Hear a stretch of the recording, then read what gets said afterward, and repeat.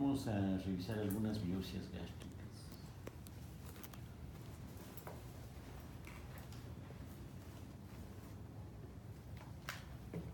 Sí, está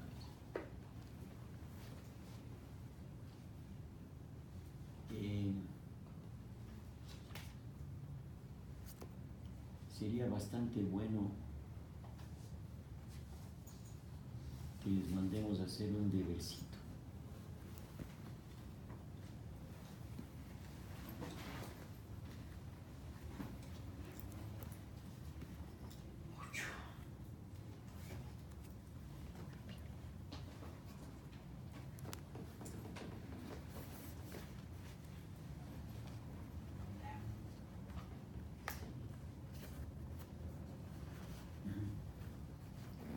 Desde la señorita Andrade hasta la señorita Logacho va a ser un grupo, y desde la señorita López hasta el señor Villamarín el segundo grupo. El primer grupo nos va a presentar la clasificación de las gastritis de Bethesda, de Sydney, que fue ratificada en Atlanta. Y el segundo grupo va a traer un trabajo sobre la clasificación de las gastritis del sistema Olga.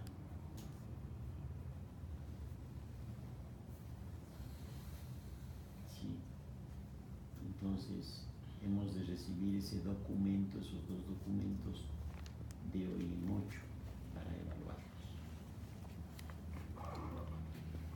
La patología gastrointestinal es extraordinariamente frecuente en todos los países del mundo. Tal vez, exceptuando la mayoría de países desarrollados, que al menos han logrado consumir una alimentación que cumple determinadas normas que la hacen aceptable para el consumo humano, y que adicionalmente, aparte de garantizar esto, adicionalmente tienen un tipo de alimentación que impide que determinadas lesiones como las inflamatorias y las neoplásicas, para el caso del estómago, sean menos frecuentes. Pero entre nosotros, la patología gastrointestinal es extraordinariamente frecuente. ¿Quién no ha tenido un dolor de barriga, no? ¿Quién no ha tenido una deshidratación hidroelectrolítica? ¿Quién no ha comido los motes del estadio? ¿Cuántos de nosotros no tendremos Helicobacter pylori? Eso es evidente. Sin embargo, no porque los países desarrollados tienen este tipo de alimentación, significa que esa alimentación es buena. El problema de ellos es el exceso del consumo de grasa en la alimentación, que provoca otro tipo de problemas, como el infarto de miocardio, como el cáncer de colon, como el carcinoma hepatocelular y una serie de enfermedades completamente serias.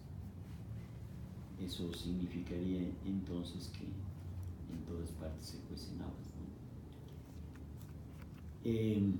Uno de los adelantos en el diagnóstico de las patologías gastrointestinales son precisamente los procesos de los estudios de endoscopía, y ahora una serie de avances en los mismos que permiten detectar lesiones tempranamente y ser muy sutil en la obtención de las muestras. Esto hace 40 años era una condición imposible. Los japoneses y la Casa Olympus desarrollaron los primeros endoscopios, que fueron como la salvación para el diagnóstico de las enfermedades gastrointestinales. porque no solamente se pueden hacer pruebas diagnósticas, sino que se pueden hacer tratamientos intervencionistas con el endoscopio. Por ejemplo, las mucosectomías son propias del proceso de endoscopía digestiva. Antiguamente la clínica era el mecanismo, entre comillas, más adecuado para diagnosticar las enfermedades gastrointestinales, y en segundo lugar estaban los estudios radiológicos. Siempre recuerdo de la serie gastroduodenal, incluso hasta el año 90, 95, la serie gastroduodenal se practicaba frecuentemente en la mayoría de los países del mundo. Yo tuve un profesor, el profesor Kiyonari, en la Universidad de Kyushu. Lo lamento, señorita, tiene 0 ya. Sí. Que era un verdadero maestro para la interpretación del doble contraste en la serie gastroduodenal. Pero sin embargo, pues, las lesiones tempranas pasaban por desapercibidas. Es crucial el manejo de las biopsias gástricas, como todo material tisular que se obtiene en un paciente. La técnica ordena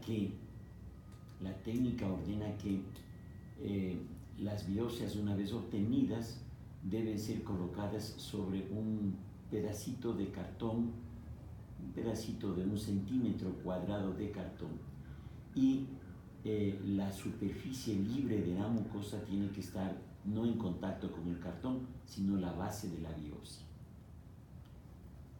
Eso quiere decir que la base de la biopsia está aquí y la superficie de la mucosa está aquí. Entonces, en contacto con el cartón debe ir esta parte, ¿sí? Y se debe manejar, en el mejor de los casos, se debe manejar el formol buferado, porque las células epiteliales son muy sensibles a los cambios de hipoxia, de anoxia, de isquemia, y al cambio de pH, desde luego. Y si usted coloca estas muestras en suero fisiológico y las tiene 2 horas en el suerito fisiológico, porque es increíble, hay médicos que no saben cómo manejar las muestras, no saben. Anteayer retiré de una clínica un par de amígdalas que fueron operadas a las 9 de la mañana. Yo las retiré cerca de las 11 de la noche y las amígdalas estaban en suero fisiológico. Entonces las amígdalas estaban en estado de putrefacción prácticamente 13 horas. ¿Sí? Otro día retiré de otra clínica una vesícula, igual en suero fisiológico. Entonces, los cambios autolíticos son preponderantes y nosotros necesitamos evaluar los cambios sutiles en las biopsias, como estos que vemos justo en el centro. En el centro se puede reconocer un grupito de glándulas con unos núcleos más oscuros. No sé si puedan observar. Voy a ver si trato. Voy a ver, en el centro. Exacto. Y comparen el color con las glándulas que están hacia la izquierda, ¿no es cierto? Y con la porción foveolar y el epitelio superficial que está a la derecha. Estos cambios sutiles no podrían ser evaluados en una muestra que permanezca 3 horas en suero fisiológico. Eso es imposible. El sistema Sidney recomienda que al menos el mínimo número de muestras que se pueden obtener en un estudio endoscópico son 5. 2 del cuerpo, una de la cara anterior, otra de la cara posterior. 2 del antro, una de la cara anterior y otra de la cara posterior. Y una muestra de la incisura angularis. ¿Por qué de la incisura angularis? Porque comúnmente ese es el sitio más frecuente en donde se inician las primeras transformaciones para el desarrollo del adenocarcinoma de tipo intestinal. La gran mayoría de estos tumores nacen de la mucosa de la incisura angulares. Entonces, esa es la razón por la cual se debe tomar una muestra de él. Y las muestras se deben enviar por separado, es decir, un frasco para el cuerpo, un frasco para el antro y un frasco para la incisura angulares. ¿Sí?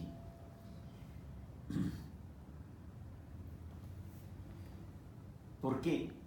Porque la muestra de la incisura angulares está constituida por glándulas de tipo mucoso, al igual que la mucosa de localización antral. Entonces, en el microscopio no se puede definir si una biopsia es de la incisura o es de la porción antral. Señorita, no sea malita, yo este rato estoy solo aquí, no hay nadie más, alguien está timbrando, estéme viendo, y si es que, no, le digo a su compañera, usted es la representante, pero no es la traidora, le digo a usted, por favor. Traidora es, trae el data show, trae la computadora, trae esto. La representación estudiantil no solamente es para eso. Entonces hay que repartirnos las funciones entre todos. Entonces esa es la técnica, pero evidentemente en la práctica médica privada al menos funciona la ley del embudo. No señores, nosotros empezamos a las 7 de la mañana. Lo lamento, señor, yo lo lamento. Nosotros empezamos a las 7 de la mañana. Sí, solo para aprender.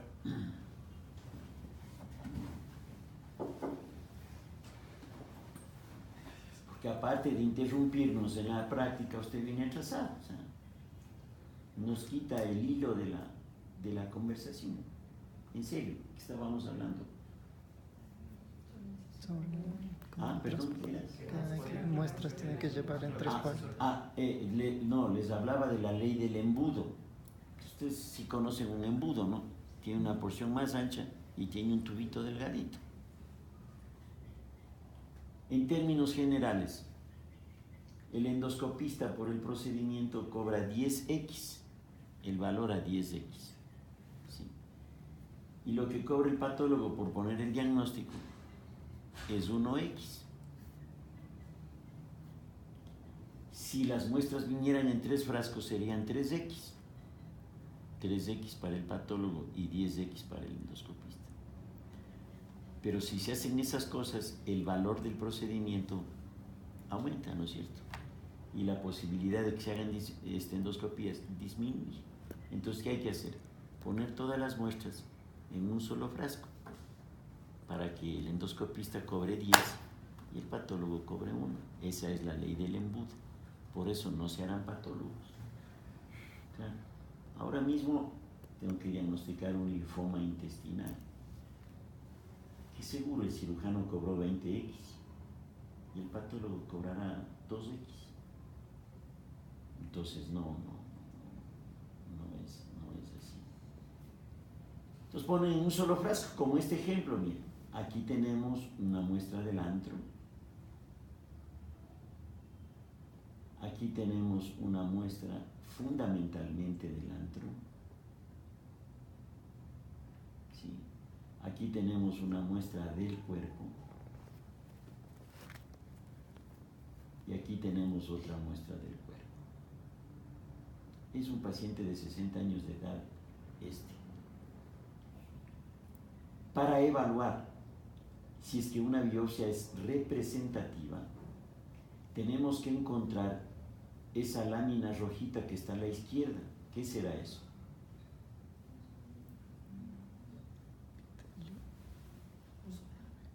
Exacto. Pero ¿qué parte del estómago es eso? ¿Qué parte de la pared gástrica es eso? La unión gastroesofágica. A ver, señorita Bunces, ¿qué será? La señorita Bunces, ¿dónde está? ¿Qué será? Le vamos a poner mayor aumento. Aquí.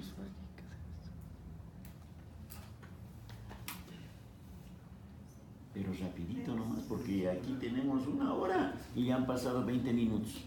¿Qué será? No sabe. Esa parte muscular. Entonces es la propia muscular de la pared gástrica. Pero por favor, es que esto no podemos, a ver señores, es que esto no podemos volver a repetir, ¿no es cierto?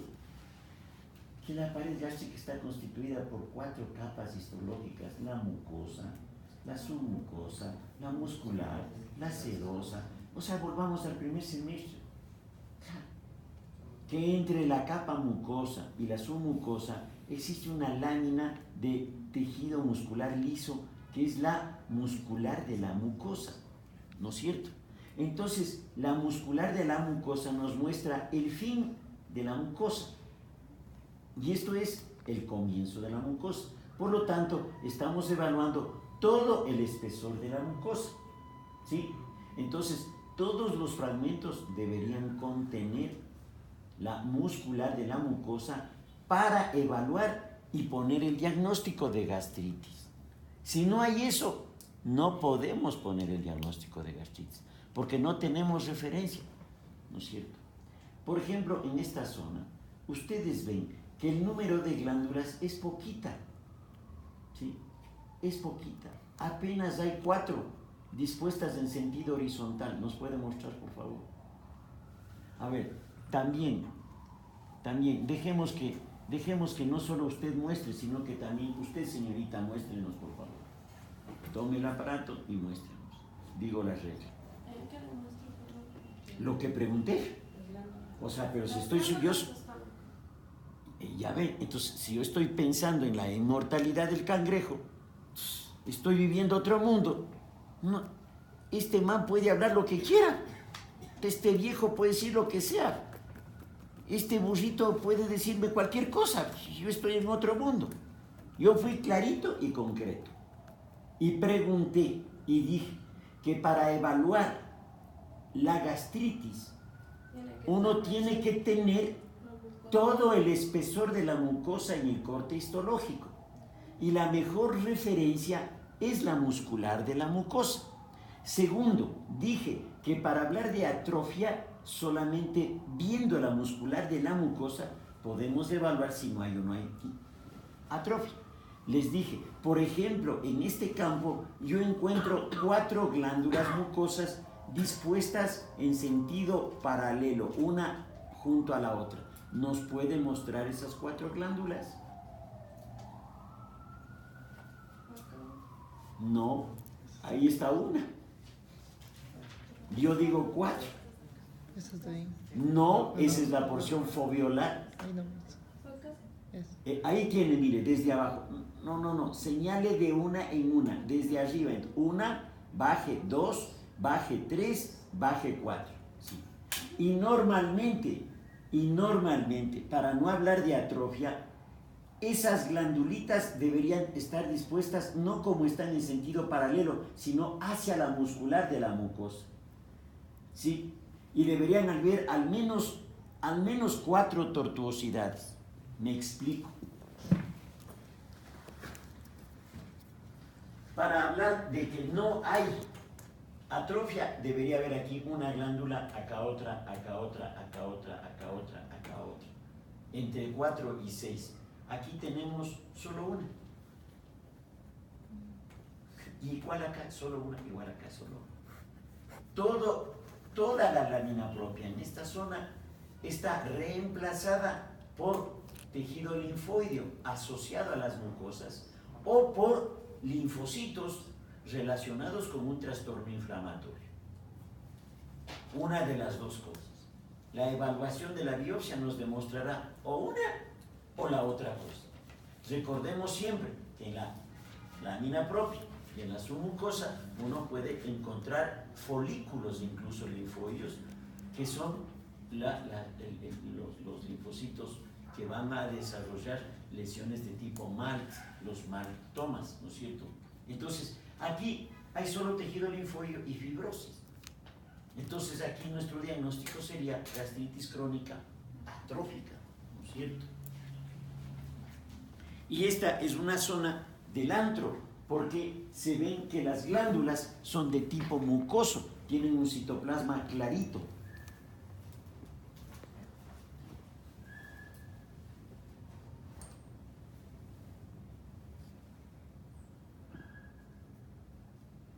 Miren, miren aquí las glándulas, ¿sí ven?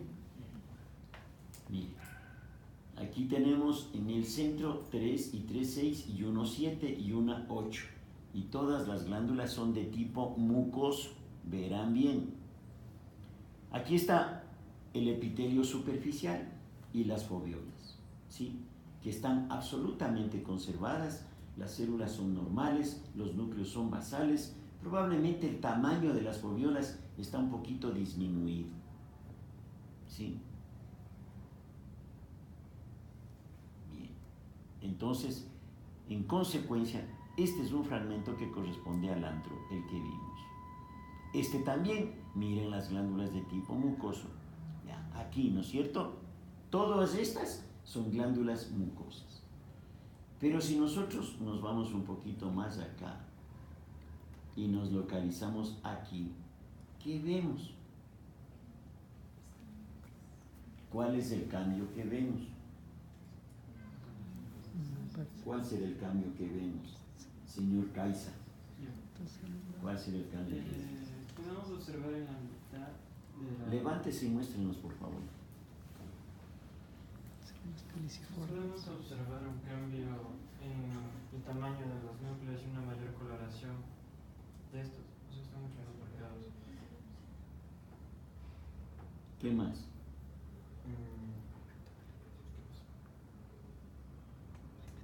¿Qué El más? citoplasma está menos claro que en las glándulas normales. Menos claro, o sea, está más, pigmentado, o sea, está más... más azul, más rosado, más ¿qué está? morado. Más morado, ya. ¿Quién más? Pongo más aumento. No tienen una memoria, señores. Verán, si no tienen, yo lo lamento, pasa nomás esto. ¿Qué más? Aquí podemos observar aquí que hay demasiada conjunción de hiperplasia, demasiados núcleos. Muchos se van a explicar.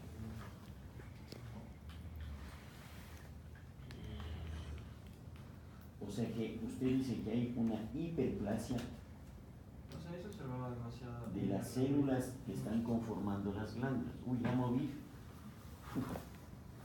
Pero no se preocupen, tranquilo, aquí les vuelvo a enfocar. No hay problema, aquí está.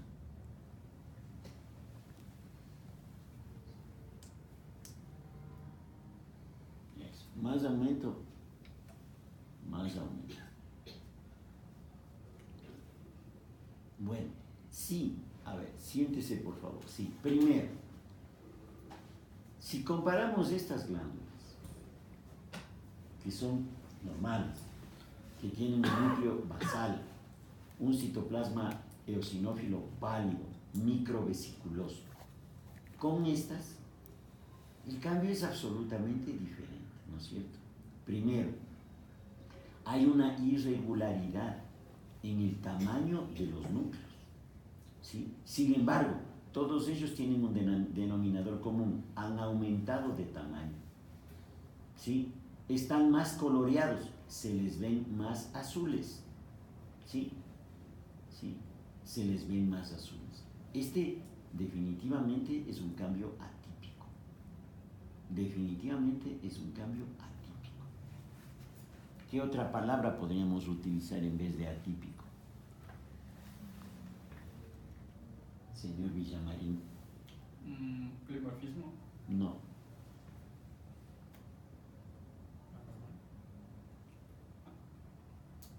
Señorita Villagómez.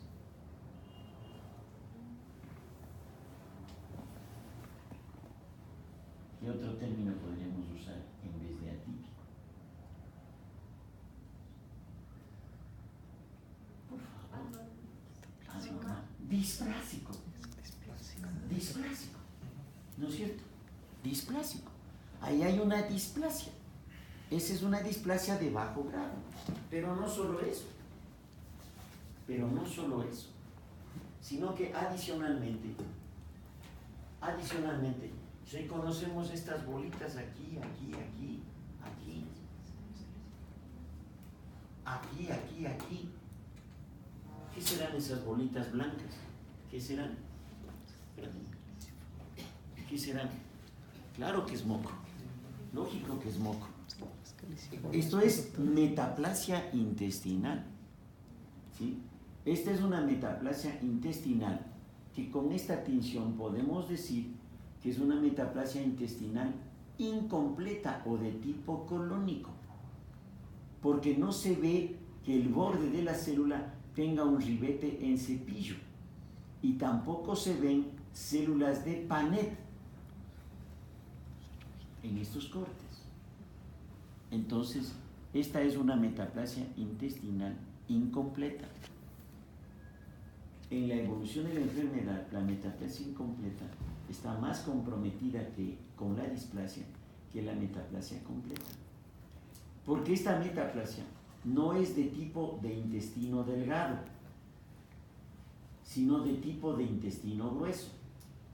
Consecuentemente, el moco que producen estas células es un moco con pH ácido, mientras que el moco que producen las células glandulares normales del estómago es un pH neutro o ligeramente alcalino, que sirve para contrarrestar precisamente la exagerada cantidad de ácido que existe en el lumen del estómago, ¿no es cierto? Y que cubre a toda la mucosa.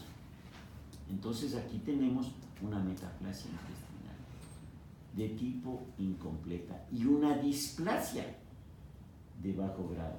Entonces nótese que en el algoritmo del cáncer gástrico está primero la inflamación provocada usualmente por el Helicobacter pylori, usualmente, no siempre. Hay que recordar que no es la misma relación entre el virus del papiloma humano y el cáncer de cervix. No existe esa relación que el Helicobacter pylori y el cáncer gástrico. No existe. Porque de lo contrario, pucha, aquí tendríamos cáncer gástrico a lo bestias, ¿no? ¿Quién no se va a cualquier lado y come lo que sea? Se pasa al frente, los motes. A la izquierda, los motes. A la derecha, los motes. Atrás, los motes. No digo que los motes son malos, lo que estoy diciendo es cómo se preparan esos alimentos, cómo están al aire libre esos alimentos. Entonces, ese es el problema. El mote es riquísimo, pero con las medidas higiénicas y de seguridad. No todo paciente que tiene Helicobacter pylori va a desarrollar cáncer gástrico, por favor.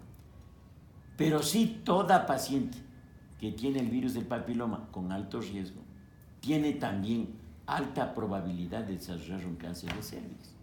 Entonces, no es lo mismo. ¿Sí? Bien, esta lesión no produce un cambio morfológico, ¿sí? No produce una lesión exofítica. Eso no es un pólipo. Por eso a esta lesión se le denomina flat adenoma, adenoma plano, ¿sí? Y es así como se va desarrollando el adenocarcinoma de estómago, ¿sí? Hay tumores que nacen de lesiones elevadas. Por ejemplo, el carcinoma temprano tipo 1 de la clasificación endoscópica de los japoneses. Bueno, eso haremos otra vez. Es una lesión elevada. Perdón. Ya, tío.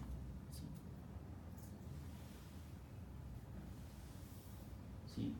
El tipo 2 es una lesión plana, y esa se subdivide en 3 grupos: plana ligeramente elevada, plana y plana ligeramente deprimida, 2A, 2B y 2C.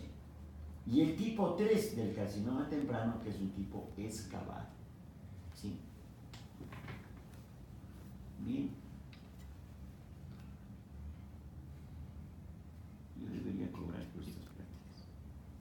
Aquí tenemos, miren, otro poquito de qué. Exacto. Por lo tanto, este fragmento es evaluable para el diagnóstico. Y fácilmente podemos ir a ¿cuántas tortuosidades de glandulitas tenemos? 3 aquí. Aquí 3. Acá también 3. Aquí hay un poquito más, 4, así.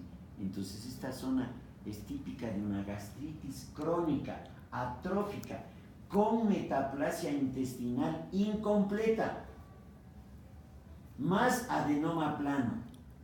Grupo 3 de la clasificación japonesa.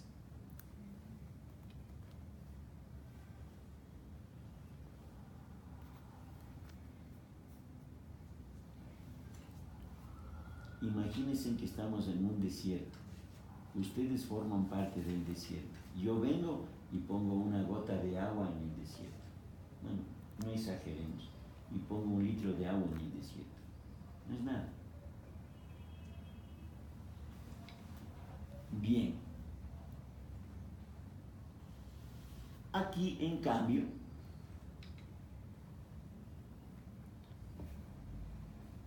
claro, este paciente ha recibido bloqueadores de la bomba de hidrógeno a lo burro mismo, porque todas las células parietales están como rotas, están como desflecadas. Aquí esta es una biopsia del cuerpo gástrico.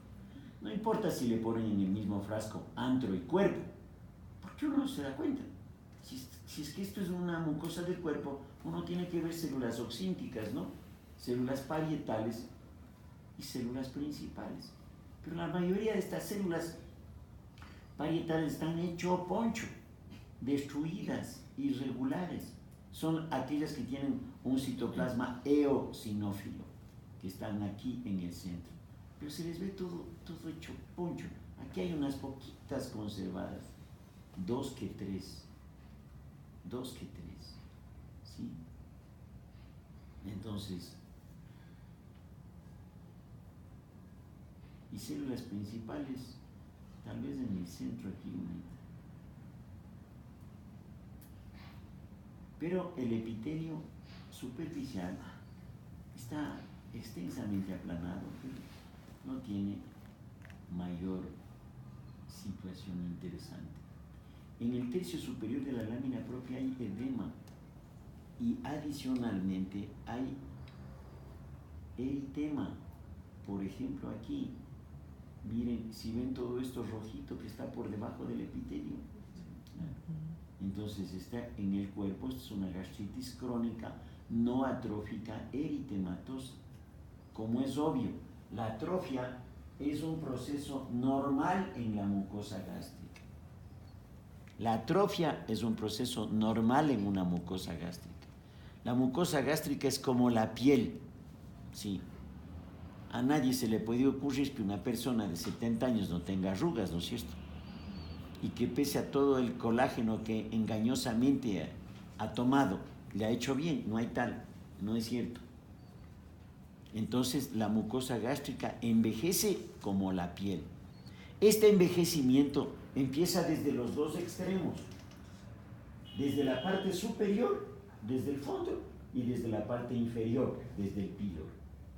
Y conforme pasa el tiempo, se forman 2 líneas, que son las líneas Z de atrofia. Y esas líneas van acercándose. Por lo tanto, la zona que se atrofia al último es el cuerpo gástrico, ¿no es cierto? Por eso aquí no tenemos atrofia.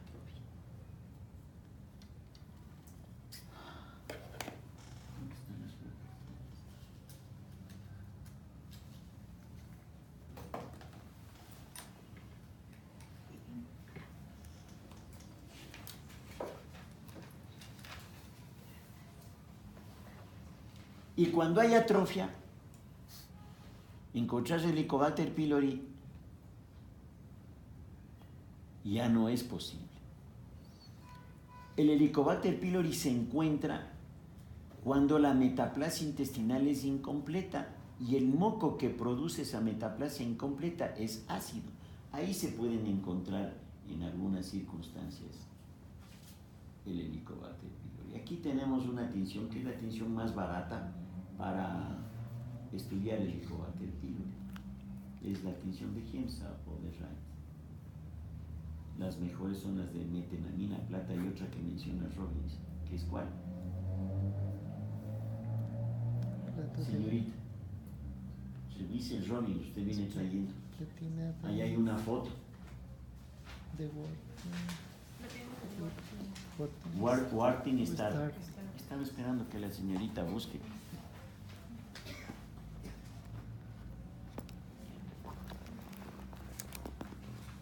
Entonces, cuando uno ve la muscular de la mucosa y el epitelio superficial, significa que la biopsia está bien orientada en el corte histológico. Imaginémonos que esta es la mucosa gástrica, desde aquí hasta acá. ¿Sí? Entonces, si yo hago un corte longitudinal, yo voy a ver la incisura angularis y voy a ver el epitelio superficial, ¿no es cierto? Y voy a evaluar el espesor de la mucosa. Pero si en vez de hacer este corte así, yo hago un corte así, yo no voy a ver eso. Y por lo tanto no puedo evaluar. Consecuentemente, el laboratorio también tiene la responsabilidad de hacer cortes orientados. Y todos los cortes son orientados. Tienen que ser orientados. Vamos a poner otro ejemplo. Imaginémonos que esta es piel. De la mitad para arriba es la epidermis y de la mitad para abajo es la dermis. Si hacemos un corte sagital, vamos a ver todo el espesor de la piel, epidermis y dermis. Pero si hacemos un corte aquí, ¡pum!, vamos a ver solo la dermis y no vamos a ver la epidermis. ¿A qué me refiero? A que en este caso, precisamente, el corte es transversal. ¿Sí? Y no se ve lámina propia. Por lo tanto, el corte está desorientado. Consecuentemente, la técnica es mala. ¿Sí? Y si me piden a mí esta placa para ser vista por otro patólogo, primero, yo tengo la obligación de entregar la placa, porque la placa es del paciente, no es del patólogo. Yo tengo la obligación de entregar placa y bloque, así como tengo la obligación de recibir informe por escrito del patólogo consultado y el material devuelto. Entonces, Solca, el Eugenio Espejo, el seguro, cuando se trata de tumores malignos, en la práctica privada siempre nos mandan a pedir los bloques y las placas. ¿Cuándo nos devuelven? Nunca. Entonces, ¿qué tengo que hacer yo? Primero, sacar otro set de placas, para que al menos yo me quede con las placas, que son mi respaldo de mi trabajo. Si yo me quedo sin nada, ¿cómo puedo afrontar un juicio o cualquier situación?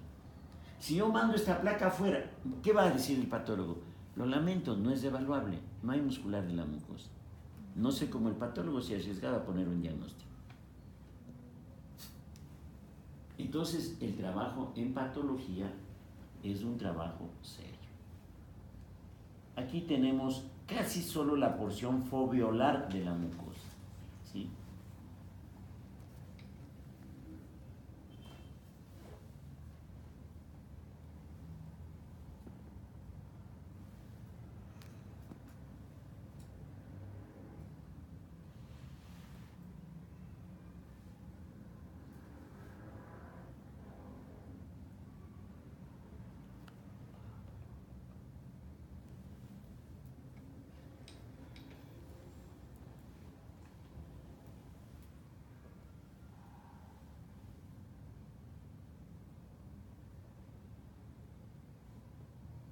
Fragmento en cuanto al epitelio superficial normal. Aquí ya tenemos inflamación. Aquí tenemos un poquito de erosión.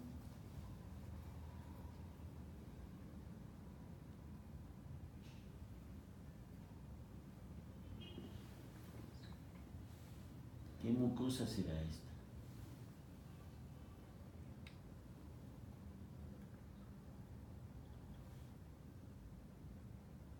¿Qué mucosa será esta? ¿Qué parte del estómago? ¿De ¿qué parte del estómago será esta mucosa? Ay, qué bonito. Aquí sí se ven bastante bien, aunque evidentemente, como les insisto, esto no es HEE, sino HIMS. ¿Qué parte del estómago será esa?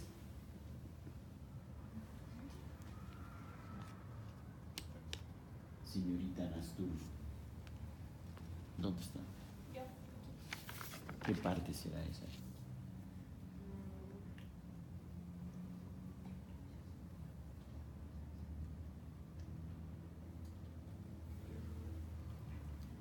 Vamos a volver desde antes nuevamente.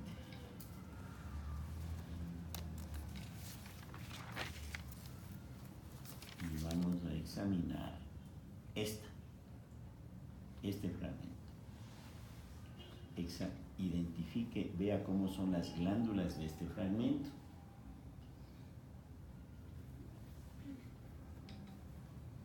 Ya.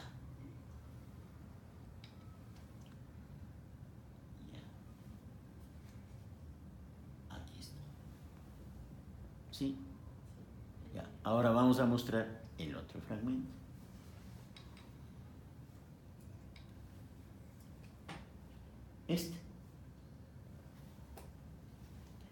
O bueno, volvamos al mismo de antes.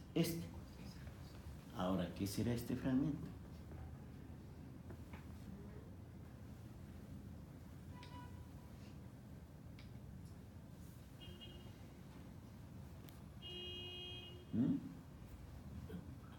¿No es cierto que son diferentes? Primero estoy mostrando la diferencia. Son del mismo paciente, por si acaso. Es la misma placa. Fácil. La primera imagen se ven glándulas de tipo mucoso, citoplasma pálido, vesiculoso. Aquí no vemos eso. Aquí vemos que mucho citoplasma es azul y otro citoplasma es pálido de otras células. Entonces esta es mucosa oxíntica y se pueden ver las células principales y las células parietales.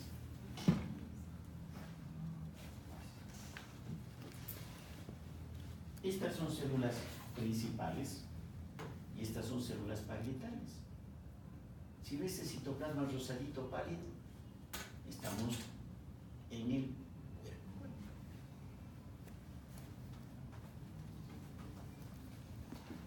¿Sí o no? ¿Qué pasó?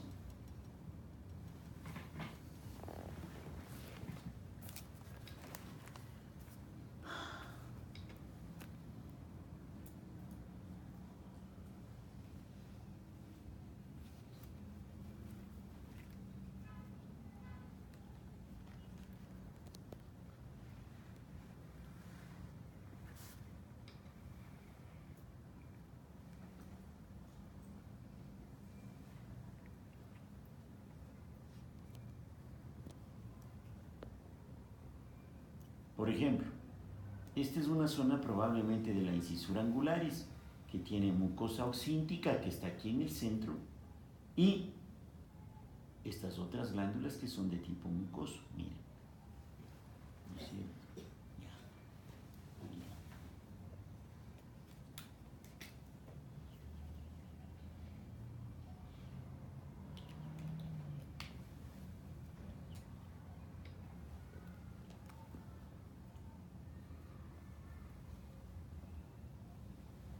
Déjenme buscar.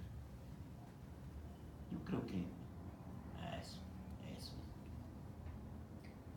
Pues yo no sé si vaya a cometer una falta, si vaya a hacer una orgía, si vaya a violar las normas, las reglas, si yo por esto merezco el cadalso y la cancelación de la universidad, pero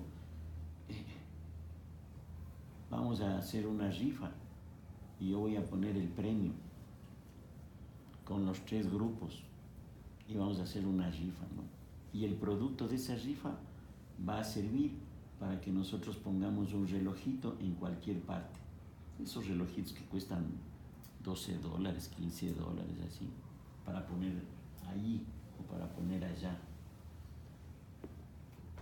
En cualquier sitio donde ustedes vayan, en una universidad seria, yo les mostrara un reloj que hay en la Universidad de UNEA. Las horas y los minutos caen del techo.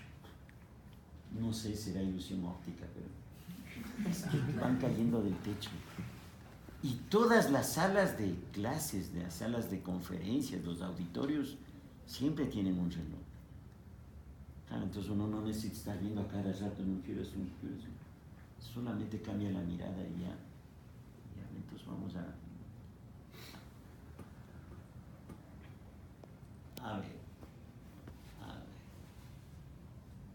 Yo quiero que alguien se gane un 10 aquí.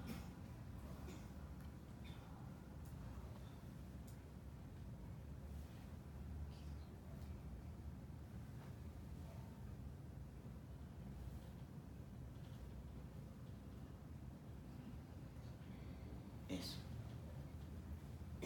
Y quiero que me diga qué ve de raro, qué no le gusta, para decir que eso sea anormal. Hasta contar 5. Ya. A ver, de uno en uno levanta la mano y vamos atendiendo. Bueno, lo que a mí me llama la atención es Acérquese y muéstrenos. que en esta Primero, entonces, vemos un epitelio superficial, el que está al ladito de donde usted nos mostró. Muéstrenos, por favor. Todo ese epitelio como una mancha, ¿no es cierto? No hay una continuidad celular. Es un epitelio necrótico, muerto. Ya. La demostración de eso es que más hacia abajo usted ve una hilera o de capilar sanguíneo o de capilares sanguíneos que están dilatados, ¿no es cierto? Y que tienen hematíes en su interior. Y todo el epitelio superficial está como desflecado y roto. Ya. Eso no es lo suficiente para ganarse el 10. No es lo suficiente. Un ratito más. Aquí, sin embargo, hay una poca respuesta inflamatoria. Ya más tarde les diremos por qué. Y si hay respuesta inflamatoria, fundamentalmente está constituida por linfocitos. Aquí, por ejemplo, por linfocitos. ¿Pero qué más? Y que, aquí hay una parte más blanca y ahí viene esta parte de aquí. Sí, ese es un espacio. Entonces a la izquierda, a la derecha tenemos una foviola cortada en sentido sagital, y hacia la izquierda, en el centro, aquí tenemos otra foviola histológicamente destrozada y cortada en sentido transversal.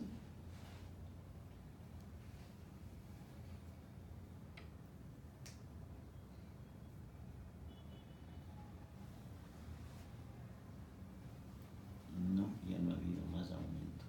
Este ha sido el mayor aumento. Sí, porque el otro es 2 por.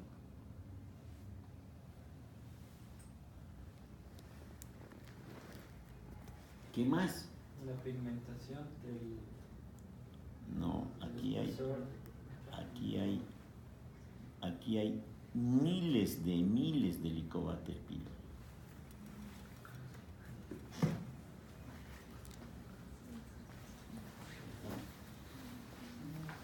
¿O no se ve?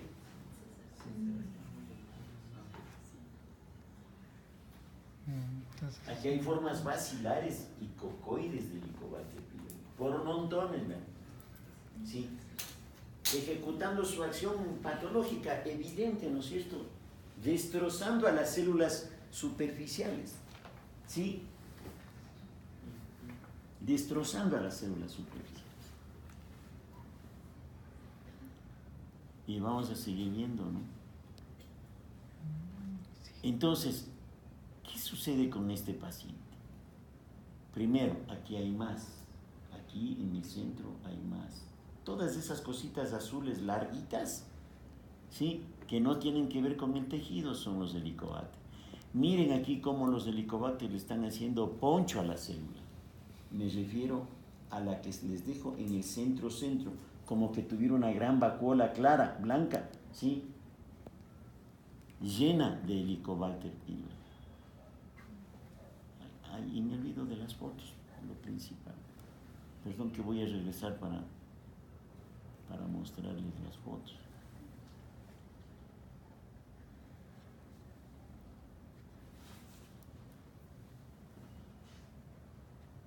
Esta es la cantidad de luz que se requiere para la foto, ¿no? Y aquí vamos a ver. Aquí vamos a ver después. Ustedes verán después en las fotos. Miren, aquí los bacilos están pegaditos al epitelio. Me refiero a lo que está en el centro. ¿Puede mostrarnos ahora sí? Justo de donde salen las letras verdes hacia abajo. Aquí hay un verdadero cultivo de Helicobacter pylori en esta foviola que les dejo en pleno centro.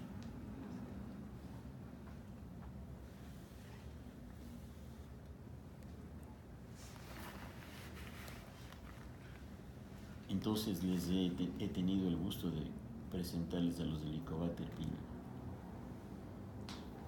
Aquí hay montones en el centro, pero en el epitelio que está hacia la derecha, lleno de Helicobacter pylori.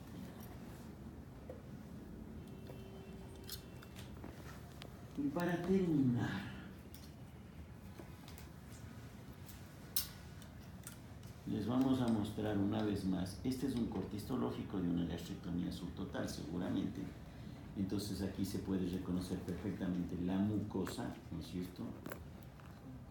La submucosa, acá no hay. Los indígenas de la provincia de Imbabura suelen utilizar mucho esta sílaba, K. No hay, totalmente atrófica. ¿Qué será esto?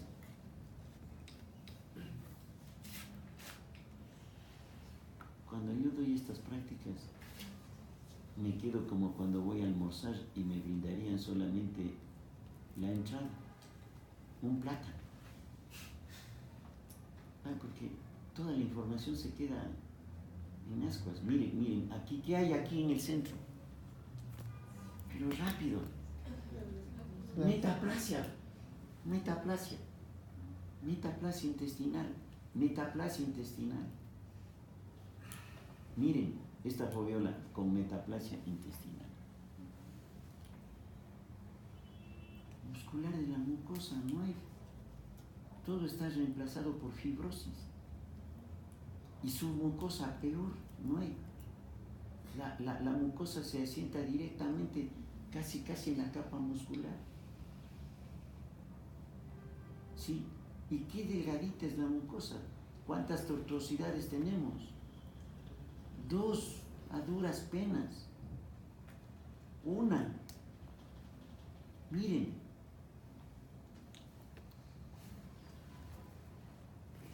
¿Y la metaplasia? ¿Sí ven la metaplasia o no? No ven que ustedes nada. Ustedes van a decir, esta semana dice que ahí no saben nada. Aquí está la metaplasia. Y curiosamente sigue siendo incompleta, ¿no? Entonces, cuando ustedes tengan un diagnóstico de una gastritis crónica atrófica con metaplasia intestinal incompleta, ese paciente tiene que entrar en un régimen de tratamiento estricto. Y el tratamiento estricto es la dieta. Primero, disminuir la cantidad de sal en la comida. Felizmente entre nosotros no tenemos la costumbre de comer pescados salados o carnes saladas como en otros países. Disminuir la cantidad de sal en la dieta. Negado las carnes asadas, porque esas carnes son carnes quemadas y la quemadura de la proteína produce nitrosaminas, que es un agente mutágeno a las células. ¿Sí? Tercero, no carnes guardadas. Un régimen estricto de cadena de frío. Miren la cantidad de metaplasia que hay aquí. Cadena de frío estricto. Tercero, privilegiar en la dieta el pescado y el pollo. Lo menos posible la carne de res, ¿sí? Y el chancho también se puede comer, pero lo menos posible la carne de res, porque cuando se descompone esa carne, produce mayor cantidad de nitrosaminas posibles. Quinto, privilegiar el consumo de vegetales, ¿sí? No ser subdesarrollado. En los países desarrollados, 1 kilo de una libra de carne preparada cuesta menos que 1 libra de vegetales o de frutas. Entonces, junto a los vegetales, las frutas, en la medida de lo posible. Pero si es que este es un paciente de 66 años, no le voy a decir que se mande jugo de piña a las 4 de la tarde, ¿no es cierto? Le mato. U otro jugo de naranja a las 7 de la noche, le mato. Entonces las bebidas y las frutas preferentemente en la mañana, ¿sí? Y los controles endoscópicos, aunque no tengamos endoscopistas extraordinariamente bien preparados, cada 6 meses. Si yo tengo esa displasia, ubicar perfectamente el sitio de la displasia y pedir al endoscopista. Miren, esta en cambio no es una mucosa atrófica, ¿sí? Se ve la submucosa pálida, grande, llena de vasos sanguíneos, ¿sí? Se ve la capa muscular. Entonces, esto no es atrofia, pero hay eritema, hay extravasación sanguínea. Estas placas son viejísimas, ¿no? Me da vergüenza mostrarles. Miren, este es el tejido linfoideo asociado a la mucosa normal.